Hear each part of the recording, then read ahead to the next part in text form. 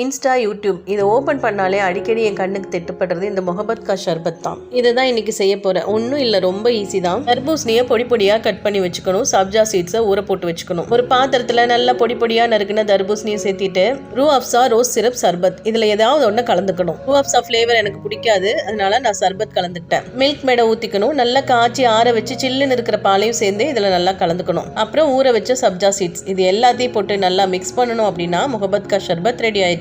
கடைசியா சர்வ் பண்ணும்போது ice cubes போட்டு சர்வ் பண்ணா போதும். சூப்பரான டேஸ்டியான சில்லுன்னு முகபத் கா ஷர்பத் ரெடி. எல்லாமே வாங்கினேன். இந்த நன்னாரி சர்பத் மட்டும் இந்த வருஷம் வாங்கவே கூடாதுன்னு நினைச்சேன். கடைக்கு போனப்போ டிஸ்பிளேல அழகா வச்சிருந்தாங்க. கண்ணை பறிக்கிற மாதிரி இருந்துச்சு. உடனே வாங்கிட்டு வந்துட்டேன். போன வருஷம் நோம்புல இந்த சர்பத் கலந்ததுல பாதி குப்பைக்கு தான் போச்சு, வயிற்றுக்குள்ள போகவே இல்லை. நோம்பு முடிஞ்சு யூஸ் பண்ணாம இருந்த பாட்டில் இருந்த அதுவுமே குப்பைக்கு தான் போச்சு. அதனாலே இந்த வருஷம் வாங்கவே கூடாது அப்படின்னு யோசிச்சேன். இன்னைக்கு இஃப்தாருக்கு சர்பத் கலந்துக்கிட்டேன். கூடவே இன்னைக்கு சுட சுட சுண்டல் தாளிச்சு சாப்பிடலான்னு அதையுமே ரெடி பண்ணியாச்சு. நான் யூஸ் பண்ணிட்டு இருக்கிற இந்த பாத்திரம் இண்டஸ் வேலில இருந்து வாங்கினது. Cast iron sets. இதுல ஃப்ரை பேன், கடாய், தோசை தவா இது மூணுமே வரும். நல்லா ஹெவி வெயிட்டா யூஸ் பண்றதுக்கு ரொம்பவே நல்லா இருந்துச்சு. அடி பிடிக்கிறது இல்ல, ஒட்டுறது இல்ல, அந்த மாதிரியான பிரச்சனைகள் எதுவுமே இல்ல. உங்களுக்கும் இந்த ப்ராடக்ட் வேணும்னா உங்களோட டீடைல்ஸ் டிஸ்கிரிப்ஷன்ல கொடுக்குறேன். YAS12 அப்படிங்கிற கூப்பன் கோட் யூஸ் பண்ணி வாங்கினீங்கன்னா எக்ஸ்ட்ரா 12% டிஸ்கவுண்ட்டுமே கிடைக்கும்.